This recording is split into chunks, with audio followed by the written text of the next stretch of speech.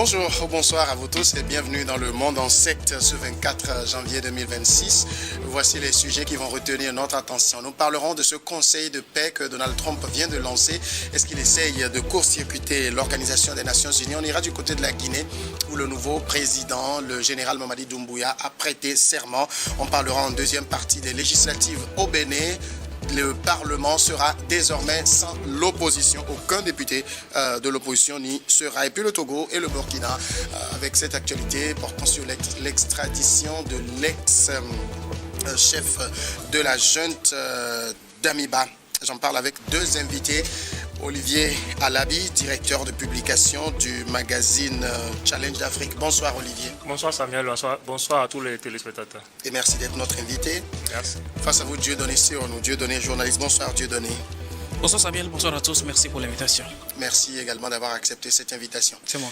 On va commencer donc au plan international. Donald Trump, comme on le connaît, vient de lancer une nouvelle initiative baptisée le Conseil de paix. C'est un conseil qui, selon le président américain, vise à régler un certain nombre de conflits dans le monde. Plusieurs pays ont déjà annoncé leur intention de faire partie de ce conseil.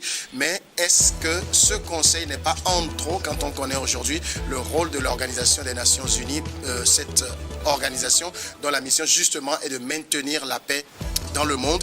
Dieudonné Sionou, d'abord, est-ce que vous connaissez, je veux dire, Donald Trump ne s'en cache pas pour montrer combien de fois il désapprouve un certain nombre d'organisations. L'ONU en fait régulièrement les frais. Est-ce qu'on peut dire aujourd'hui clairement que Donald Trump ne porte plus l'ONU dans son cœur? Non, c'est ce qu'on peut dire, parce qu'il a même dit qu'il aura une collaboration, entre guillemets, c'est ce qu'il a dit, qu'il aura une collaboration avec l'ONU. Quel type de collaboration? Quelle sera la nature de cette collaboration? Nous attendons de voir, mais retenez tout simplement que Donald Trump aujourd'hui est en train de réaliser son rêve, celui de rendre l'Amérique grand. La grandeur de l'Amérique, il est venu essentiellement pour cela, et je crois qu'il est dans cette logique aujourd'hui, quitte à emmerder qui que ce soit, mais il est toujours dans sa logique, et voilà encore une façon pour Trump de remettre en cause carrément même l'ordre mondial. Et voilà, donc c'est ce que nous sommes en train de constater avec Donald Trump. Revenons même sur le départ de cette notion de la création du Conseil de paix. En réalité, ce n'était pas un Conseil de paix créé à ossature mondiale. C'était déjà en 2023, octobre 2023, si ma mémoire est bonne, il était question de voir un peu comment gérer l'après-crise de Gaza. C'était dans cette logique que les initiatives avaient été prises, mais voilà qu'aujourd'hui Donald Trump a rapidement changé le sens de cette initiative pour faire d'elle une initiative mondiale à laquelle il convie, il contraint d'ailleurs, parce que certains, ceux qui veulent s'imposer ou alors s'opposer d'ailleurs à cette initiative, Trump est prêt aujourd'hui à punir, à sanctionner. La preuve déjà avec la France, il le dit clairement, si tu ne veux pas répondre à l'invitation, alors les droits de douane sont là. Donc Donald Trump brandit son bâton punitif et appelle le monde entier à s'intégrer, à adhérer d'ailleurs à cette vision, à cette nouvelle vision que lui porte de la paix. Quel type de paix aujourd'hui? Est-ce que véritablement Donald Trump en soi est le symbole de la paix à travers le monde? En tout cas, on sera là pour envisager et voir aussi le profil de ces pays-là qui vont accepter clairement se mettre à table avec Donald Trump pour conduire. Aujourd'hui, c'est bien des pays arabes, et bien le Canada aussi a dit oui, mais avec un principe clair. Oui, mais pourquoi une adhésion à hauteur de 1 milliard de dollars? On va venir sur cet aspect tout à l'heure, mais est-ce que vous êtes en train de dire que ça peut être une initiative parallèle à l'ONU?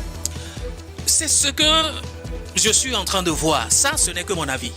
Ça peut être une initiative concurrentielle à l'ONU parce que les principes sont les mêmes et les visions sont les mêmes. Maintenir la paix à travers le monde. Qu'est-ce que l'ONU fait? Aujourd'hui, Donald Trump veut dire tout simplement, et il a plusieurs fois fait devant les grands jours de la tribune de l'ONU, les États-Unis ont toujours démontré la faiblesse de l'ONU quant à ce qui concerne la gestion des grandes crises dans le monde. Et donc vous comprenez que ces failles-là ont contribué aujourd'hui à renforcer la position de Donald Trump en mettant en place une telle institution. Parallélisme ou non, on serait là pour aviser. Olivier Alabi, Oui.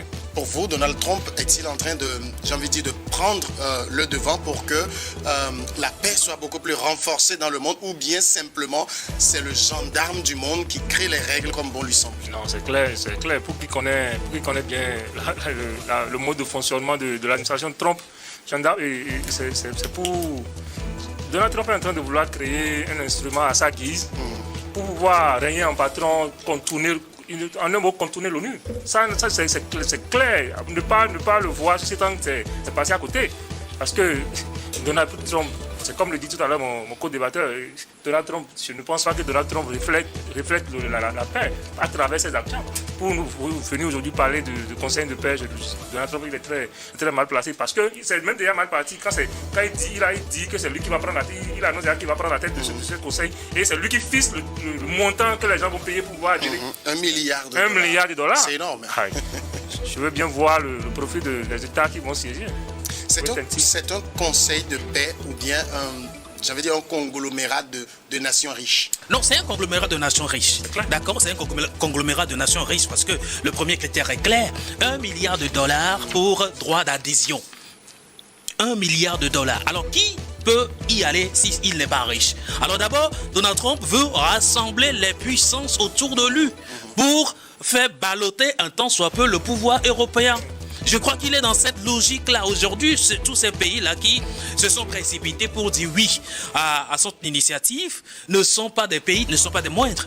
En tout cas, jusqu'ici, il n'y a pas encore un pays africain qui soit invité, voilà, officiellement. Sinon, le Maroc, qui aujourd'hui, maghrébin, qu'on peut qualifier peut-être du pays riche de l'Afrique du Nord, je ne saurais le dire. Alors, Donald Trump est en train de réunir, en tout cas, des puissances autour de lui